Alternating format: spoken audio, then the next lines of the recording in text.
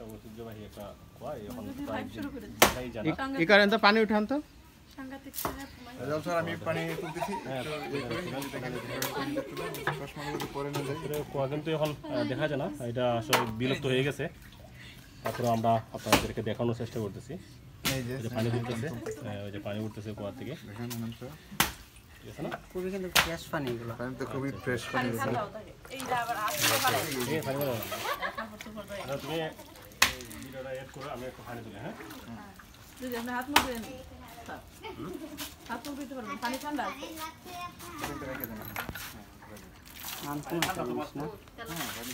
শীতের দিন কিন্তু এটা লালটা ঠিক করে লইব, দেখো। শীতের দিন কিন্তু শীতের দিন পানি গরম হয়ে যায়। শীতের দিন কিন্তু প্রচুর কুয়া থেকে পানি তুলতেছি। ভিডিও দিছেন আপনারা জানেন কুয়া এখন প্রায় বিলুপ্ত, দেখা যায় না। এই যে কুয়া, এটা টন বর্ষার সিজনে কিন্তু অনেক উপরে উঠে যাচ্ছে। পানি নিয়ে আসছি। ওই সাংঘাতিক আপনি লাইভ শুরু করে দিয়েছে।